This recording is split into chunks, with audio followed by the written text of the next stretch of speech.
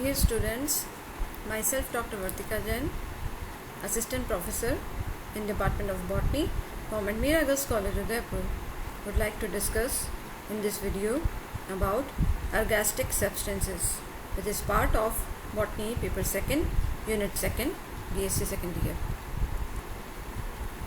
So what are these ergastic substances? Basically कोशिका में मिलने वाले कुछ अजैव पदार्थों को ergastic substances कह सकते हैं and these may be organic in nature, कार्बनिक हो सकते हैं या अकार्बनिक पार्टिकल्स के रूप में हो सकते हैं and they may be by products of metabolism. पौधे में जो विभिन्न उपापचयी प्रक्रियाएं चल रही हैं उसके सह उत्पाद के रूप में ये ergastic substances प्रोड्यूस होते हैं. But the important thing is that they do not function in metabolism. उपापचयी प्रक्रियाओं में उनका कोई योगदान नहीं है. मोस्टली ये कोशिका द्रव्य में मिलते हैं या रिक्तिकाओं में मिलते हैं और इनका मुख्य कार्य है स्टोरेज, वेस्ट सिक्रेशन या प्रोटेक्शन. कुछ पदार्थों को संचय करके रखना या कुछ ऐसे टॉक्सिक पदार्थ हैं उनका उत्सर्जन करना या प्रोटेक्शन के लिए भी पौधे की सुरक्षा हेतु भी ergastic substances यूज में आते हैं. So these are the 6 main types of ergastic substances. सबसे पहला देख रहे हैं आप क्रोमोप्लास्ट, दूसरा अमाइलोप्लास्ट या स्टार्च ग्रेन्स, तीसरा प्रोटीनोप्लास्ट, चौथा टेनिन्स, पांचवा फैट, ऑयल, वैक्सेस और छठा है क्रिस्टल्स. तो हम वन बाय वन देखते जाएं.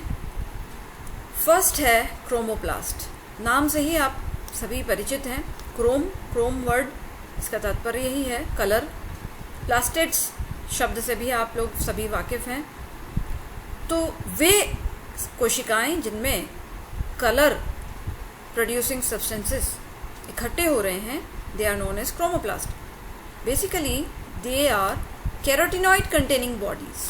और कैरोटिनॉइड आप जानते ही हैं पीला, ऑरेंज कलर या रेड कलर प्रोवाइड करते हैं. जैसे गाजर आप खा रहे हैं, आप कह रहे हैं कि कैरोटीन रिच है, कैरोटिनॉइड्स पिगमेंट उसमें मिल रहे हैं. तो these chromoplast they provide yellow, orange और red pigmentation to a plant organ. जैसा कि आप फूलों के विभिन्न पेटल्स में देखते हैं और फलों के रंग भी जब आप इस रंग के देख रहे हैं तो they are result of these chromoplast. Second very important ergastic substances is amyloplast, जिसे हम स्टार्च ग्रेन के रूप में भी जानते हैं, स्टार्च के कण. These are lamellate deposits of starch. परत दर परत स्टार्च का डिपोजिशन हो रहा है. What is starch? स्टार्च से आप जानते हैं this is a carbohydrate. Alpha 1,4 ग्लूकोपाइरेनोसाइड, अर्थात यहाँ ग्लूकोज की यूनिट्स आपस में जुड़ रही हैं और 1,4 और 1,6 बॉन्डिंग हो करके अमाइलोज और अमाइलोपेक्टिन की पॉलीमराइजेशन होकर स्टार्च का पॉलीमर बन रहा है. सो ये स्टार्च डिपोजिट हो रहा है और this starch is high energy storage compound. क्योंकि ये कार्बोहाइड्रेट है और ये हाई कैलोरी प्रोवाइड करने वाला स्टोरेज कंपाउंड है. तो पौधों में, हरे पौधों में स्पेशली इसका संचयन होता है अमाइलोप्लास्ट में. और ये जो अमाइलोप्लास्ट हैं या स्टार्च ग्रेन्स हैं they vary in size and form.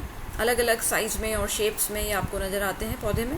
कभी कभी दे आर राउंड, कभी वे ओवल नज़र आते हैं, कभी एंगुलर भी नज़र आते हैं. जब बहुत अधिक इकट्ठे एक साथ हो गए हैं तो they are also appearing as angular in shape. ये starch grain single starch grain के रूप में भी दिखते हैं और कभी कभी जैसे आप एविना के अंदर देखेंगे, जई जिसे बोलते हैं, और आइजा जो आप जानते हैं चावल, उनमें ये कंपाउंड स्टार्च ग्रेन के रूप में, संयुक्त स्टार्च ग्रेन के रूप में भी नजर आते हैं. एक और टर्म आपने शायद पहले पढ़ी होगी, ये है हाइलम. हाइलम ये वो केंद्र है, वो पॉइंट है जिसके चारों तरफ स्टार्च की संकेंद्रित परतें नजर आती हैं. अर्थात एक सेंटर और उसके चारों तरफ कंटिन्यूशन में कोई कंसेंट्रिक लेयरिंग स्टार्च की हो रही है. तो that centre is known as hilum. कभी कभी जैसे पोटैटो में आप देखेंगे, आलू के अंदर, आलू स्टार्च से भरा हुआ है आप सभी जानते हैं, तो आलू के स्टार्च ग्रेन्स में लेयरिंग जो है इट मे बी इसेंट्रिक, अर्थात जिसमें कोई सेंटर क्लियर आपको प्रॉपर वे में नहीं विजिबल है।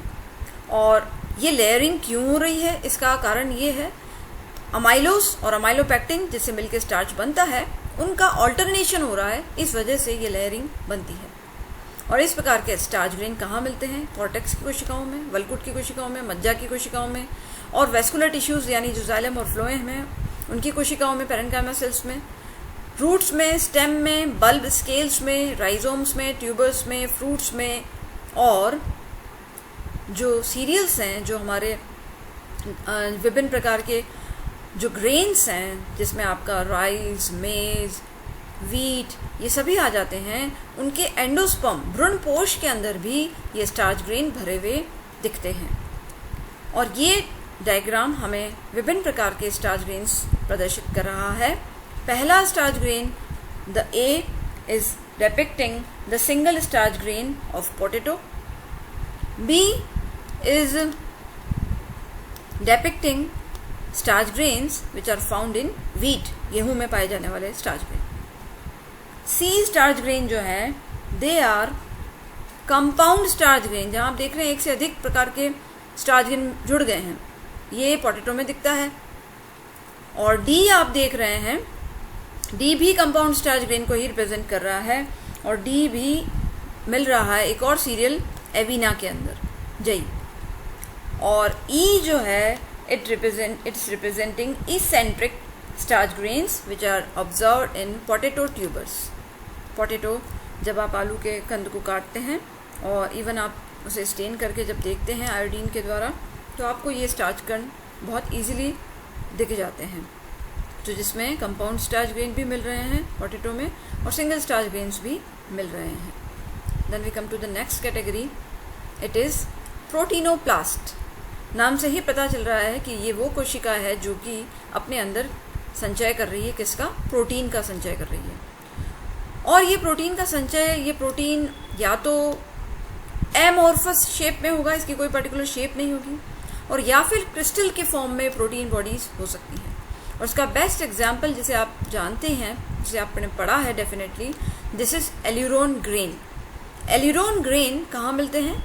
जो पोएसी फैमिली अर्थात जो सीरियल्स है हमारे घास की जो फैमिली है, उसका जो फ्रूट है कैरियोप्सिस, उस कैरियोप्सिस के अंदर एल्यूरोन लेयर पाई जाती है, और उस एल्यूरोन लेयर में सॉलिड क्रिस्टलाइन प्रोटीन बॉडीज के फॉर्म में ये प्रोटीन प्लास्ट या प्रोटीनोप्लास्ट मिलते हैं। इसी प्रकार के क्रिस्टल लाइक प्रोटीन्स जो हैं वो आपको पोटैटो, आलू के अंदर जो पैरेन्काइमा का जो कोशिका द्रव्य है उसके बाहरी रीजन में देखने को मिलते हैं। इवन केले के जो बीज है, म्यूज़ा के कुछ वेराइटीज़ हैं उसकी सीड्स में, और साथ ही कैप्सिकम, मिर्ची की कुछ वेराइटीज़ हैं उनके फ्रूट्स में ये प्रोटीनोप्लास्ट आपको नज़र आते हैं। The next category is fats, oils and waxes. जैसा कि नाम से ही पता चल रहा है, they are very high energy rich compound, क्योंकि फैट जैसे घी, तेल से आप सभी वाकिफ हैं, they are high energy storage compounds या सीक्रेशन प्रोडक्ट्स के रूप में बनते हैं, और नेचर में दे आर ट्राइग्लिसराइड्स, ग्लिसरॉल के साथ 3 फैटी एसिड्स का जुड़ाव हो रहा है और ये फैट्स और ऑयल्स बन रहे हैं, तो ये भी पौधों में स्टोरेज कंपाउंड के रूप में संचित होकर के एर्गैस्ट्रिक सब्सटेंस के फॉर्म में मिलते हैं। The next category is tanniniferous bodies या टेनिन। टेनिन आप सभी जानते हैं, चाय सभी पीते हैं, और चाय का जो मुख्य कंपोनेंट है वो है टेनिन। तो टेनिन बेसिकली फिनोलिक कंपाउंड्स होते हैं, और ये सेकेंडरी मेटाबोलाइट्स हैं जो कि प्लांट अपने सेल्फ डिफेंस के लिए भी इसको डेवलप करता है। ये टेनिफेरस जो बॉडीज़ हैं इसमें छोटे छोटे कणों के रूप में या राउंडेड पार्टिकल्स के रूप में टेनिन के कण मिलते हैं, और यूजुअली येलो कलर के या लाल कलर या भूरे रंग के ये पार्टिकल्स दिखते हैं। टेनिन यूजुअली पेरिडर्म में, परित्वक में, और जो कच्चे फलों होते हैं उसके अंदर, बीजावरण सीड कोट्स में और गॉल्स में ये देखने को मिलते हैं। और टेनिन का प्रयोग आप जानते ही हैं, जो टैनिंग इंडस्ट्री है उसके अंदर टेनिन का प्रयोग होता है। The next is very interesting category of ergastic substance, it is crystals. Crystals, तो विभिन्न क्रिस्टल के फॉर्म में ऑर्गेस्टिक सब्सटेंसेस का मिलना। मोस्टली ये क्रिस्टल्स या तो सिलिका के या कैल्शियम ऑक्सलेट के बने होते हैं। and they are usually byproducts of different metabolic processes of cells. कोशिकाओं में जो विभिन्न उपापचयी प्रक्रियाएं चल रही हैं उसके सह उत्पाद के रूप में ये क्रिस्टल्स बनते हैं. And what is their function? Usually they are waste products, और या फिर कैल्शियम आयन का सिंक के रूप में ये इकट्ठे होते चले जाते हैं. परंतु जिस पौधे में या जिस कोशिका में, जिस पत्ती में, जिस भी पार्ट में पौधे के ये क्रिस्टल्स मौजूद होते हैं तो ये हर्बीवोरी को होने से रोकते हैं. They act as irritant to deter the herbivory, अर्थात उस घास की पत्ती को वो एनिमल खाने से कतराएगा, बिकॉज अगर वो इसे खाएगा तो उसे बहुत ही इरिटेंट फीलिंग आएगी ड्यू टू दीज क्रिस्टल्स. तो यहाँ आप इस फोटोग्राफ में, फर्स्ट फोटोग्राफ में सॉलिटरी क्रिस्टल देख रहे हैं कि कोशिका में एक ही क्रिस्टल पड़ा हुआ है, और सेकंड में आप देख रहे हैं druse. Now we come to the categories of crystals. किस प्रकार के क्रिस्टल्स मिल सकते हैं. सबसे पहला ड्रूस, जैसा अभी हमने पिछले डायग्राम में देखा. ड्रूसेस दे आर स्फेरिकल क्रिस्टल्स, गोल होते हैं, और उनके साथ में प्रोट्रूडिंग स्पाइक्स उनसे निकलती हुई दिखती हैं आपको. बहुत ही, जैसे आप देख रहे हैं कोरोना वायरस के हेड पे आपको स्पाइक्स निकल के दिख रही हैं, उसी तरीके से प्रोट्रूडिंग स्पाइक्स आपको ड्रूसेस में दिखती हैं. सेकेंड कैटेगरी ऑफ क्रिस्टल जो वेल नोन है, इट इज़ नोन एज रेफाइट्स. और रेफाइट्स जो होते हैं निडल लाइक क्रिस्टल होते हैं, यानी सुई की आकृति के होते हैं.